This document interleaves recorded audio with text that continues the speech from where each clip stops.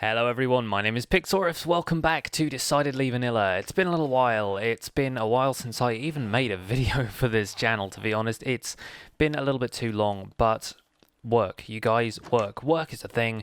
Work is a thing I've been doing. Just thought I would update you guys on the house interior, which we did last time around. Still haven't quite worked out what to do with this, but I managed to put in a nice little floor, a little bit of spruce wood here and there with the rest of the green and yellow wool I had. It's okay. It looks a little bit kind of bright down here compared to up here where I feel like it works better with that grey carpet around. So maybe I should put some grey carpet in. But yeah, this place is looking all right. I put down the enchanting table I made last time because I completely forgot that I had made one and was going to put it here with the bookshelves. But yeah, I mean, this isn't a complete house interior, but it's definitely getting there. I just figured that this week I would focus on work and doing other stuff like that, and then we'll have to come back to Decidedly Vanilla when I have time. So, we have ourselves an episode today, and today we're going to do a couple of things. First of all, we're going to check out what's been happening over in Farhaven, because we have some new additions to the server, which is really exciting stuff. And as you come back through the portal into Farhaven, you'll notice things start to get a little bit different. For a start, we have these sandstone borders everywhere. I think Zloy has been working on infrastructure and just carving out roads and stuff. There's a kind of central square kind of thing going on here where he said, does anyone have a fountain design? And someone named Pepsi has decided to build one. He is a new addition to the server. His house is under construction over here. I won't take too long a look at it just in case it's work in progress still. Well, it seems like it's still work in progress. I don't really want to spoil it, but he has a plan for that, which he's probably explained in his own episodes. Link to his channel will be in the description if you guys want to go and check him out. His name is Pepsi Clutch. He's been commenting on a few of my videos for a little while. I think I was the one who kind of introduced him to DV in general, and he has now joined the server, which is really awesome. Nice to have some more people hanging out here. Someone is building something here. What is this? Thumper. This is Thumper's house, and Thumper is another new addition to the server. Really cool to have some new blood on the server.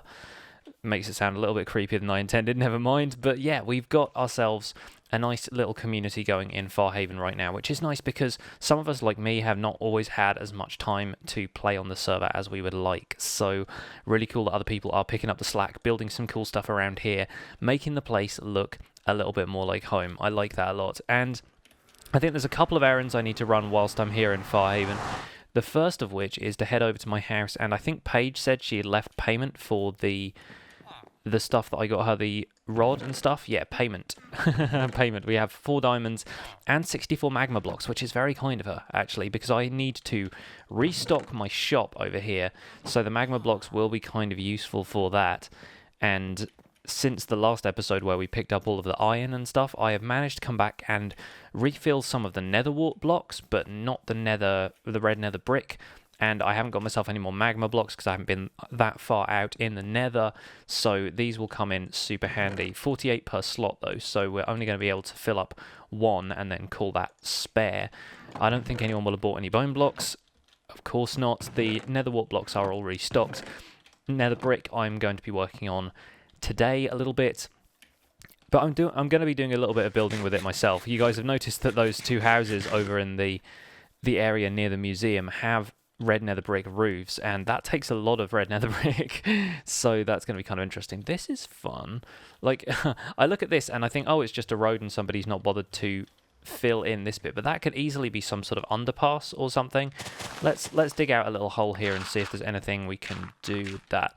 Like, we could just do some sort of, just to give Farhaven like a little bit of topography. It could be like a little underpass under here, and then it could lead out somewhere over there. What's over here that we could maybe lead it to? Not sure, but it would be nice to have little streets like that. Use the negative space a little bit more and have ourselves a little underpass, maybe leading to a couple of underground builds. I don't know if someone, I think maybe, was it Pepsi said that he was going to be building a slime farm in the area or something like that, if there is one in the area, and if not, we will probably be able to find a chunk for him.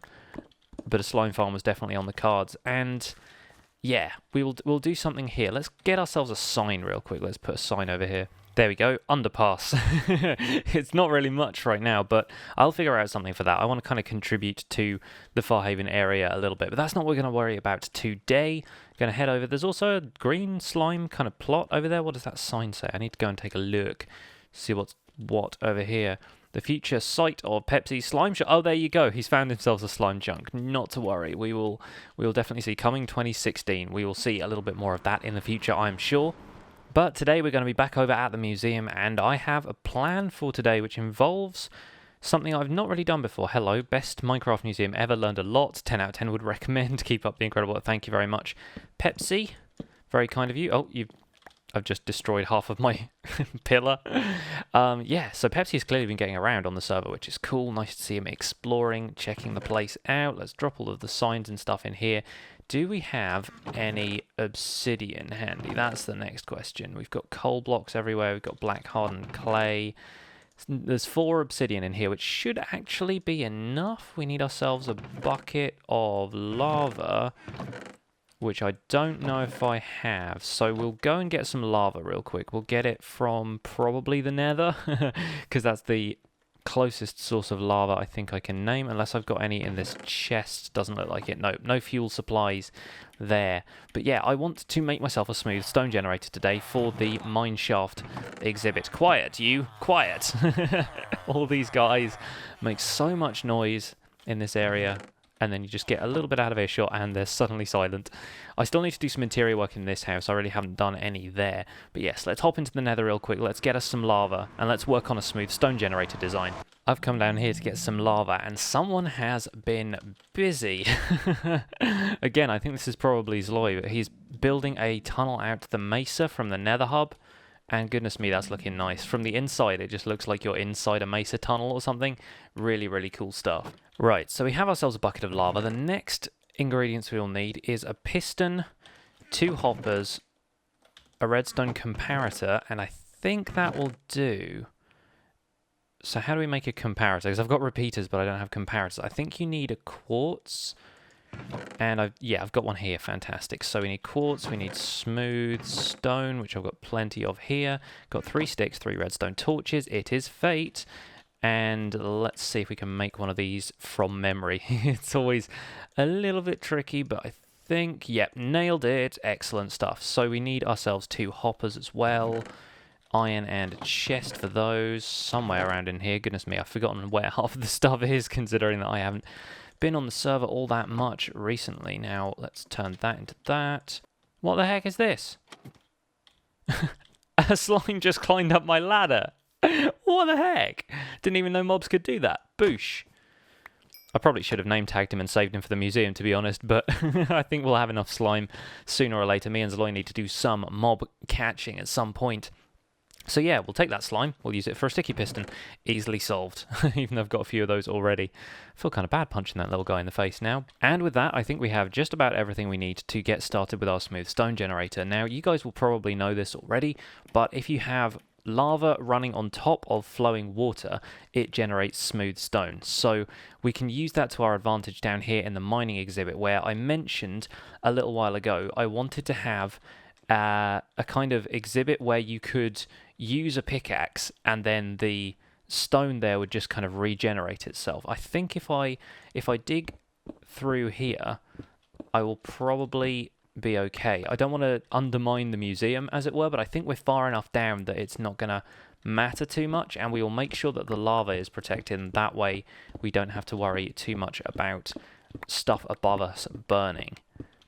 I never quite know the properties of lava. I never quite know how it works, because there's clearly like a range in which wooden stuff can burn, but I don't know if it's covered, if it's not covered, if that really makes any difference. But the way we're going to do this is we're going to count ourselves. Let's see, this is going to be block 1, so 2, 3, 4, 5, 6, 7, 8. We need to go up to 14, I believe, and 14. Okay, so we're going to make our smooth stone generator here. That way we've got a little bit of room to work with. And what we want to do here is go 1 block up, like so, to have the lava...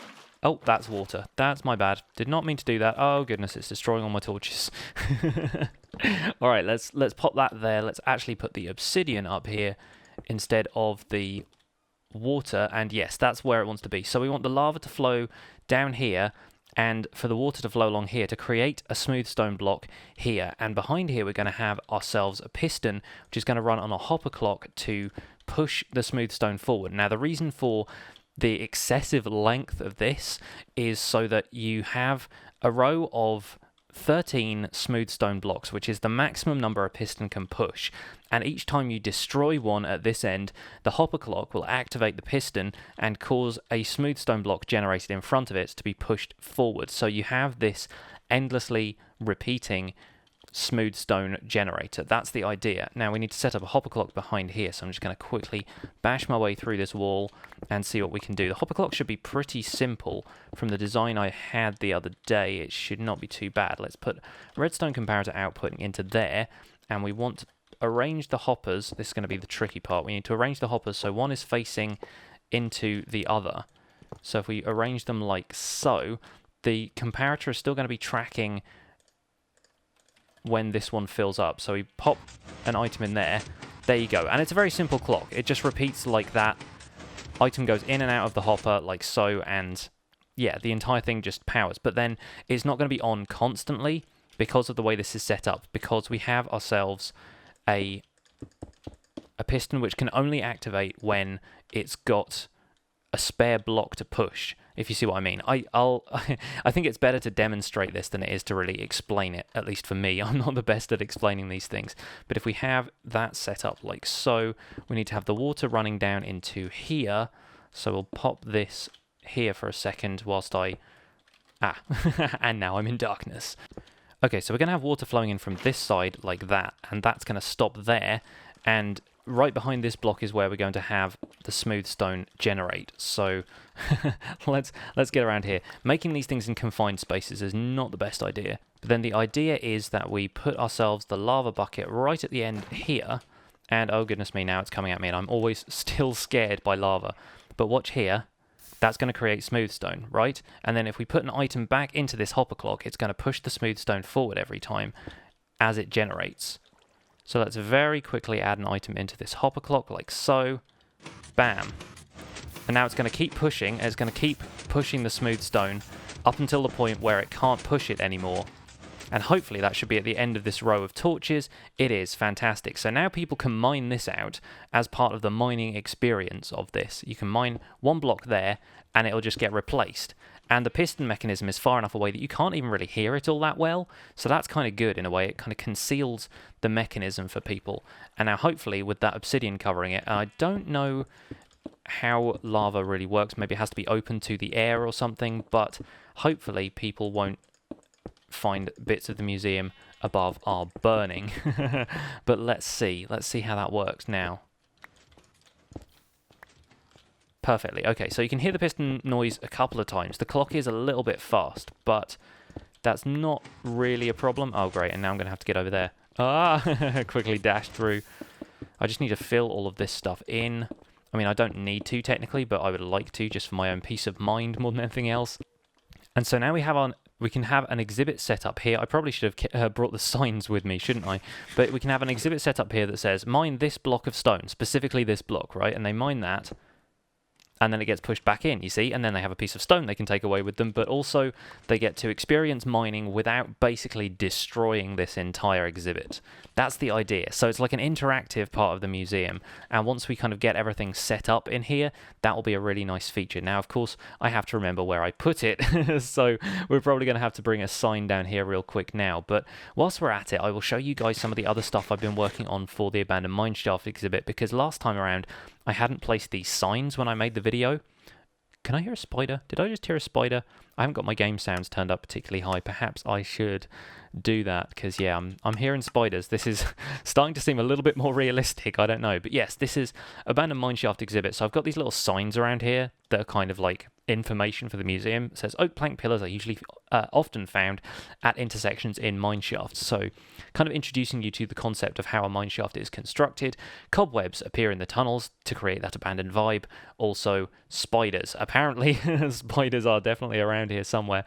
I thought I'd make use of the fact that the coal ore was naturally here, because coal ore and other ore deposits are found in the walls of a mineshaft. So I've kind of got a thing there, and like a little key to show you, like, this is coal ore, you know, just like the kind of thing that a museum might have, just like a little plaque explaining what something is if you aren't familiar.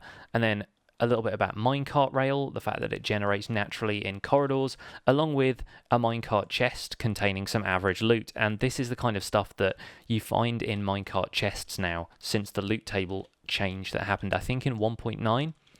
I managed to hollow out the full room here and added a sign that says large rooms like this sometimes generate with the Mineshaft, because they do. Haven't really got anything down this corridor yet, but then this leads to the imitation spider spawner we created in the last episode, and I've got a little sign that says simulated cave spider spawner, and right here we're going to have our little kind of poison yourself exhibit. Now, I've been taking a look at the potions that you can get in Minecraft when it comes to poison stuff, like the least possible duration of poison that you can inflict on somebody, basically, because I don't want people poisoning themselves and nearly dying down here, you know, because that's not the idea. But if people wanted to set themselves up so that they got poisoned as a simulation of what it was like to be bitten by a cave spider, then that's kind of the vibe I'm going for. So if we just brew a regular potion of poison, just add the splash effect to it, it shouldn't damage people for very long. There are monsters around here somewhere. Oh, yep, hello. He's come down from the ceiling. It's alright, it's daytime now. I was worried that it was going to be nighttime. But the sun is rising, and the creepers need to die. It's my first job every time I'm at the museum, and I've left it to be night. Normally I sleep while I'm here, but we need to kill all of these guys, because we do not want any creepers coming anywhere near my builds. Thank you so much. There we go. We'll collect all of the spoils. But that's going to be it for today's episode, folks. Thank you very much for tuning in to Decidedly Vanilla. Hope you enjoyed that, and hope you kind of got an idea of the kind of exhibits that I'm trying to make here at the museum. I'm sorry the episodes haven't been all that frequent recently, but real life sometimes has to take priority, especially when it comes to making me money so I can keep funding myself, keep making these videos and everything. I have a new donator on Patreon, a new pledge on Patreon, which we'll probably cover in the next episode once Patreon pledges have gone out and everything. But that's going to be it. Thank you guys for watching Decidedly Vanilla. My name has been Pixlriffs. Leave a like on the episode if you enjoyed it. Subscribe if you want to see more, and I will see you guys soon. Bye for now.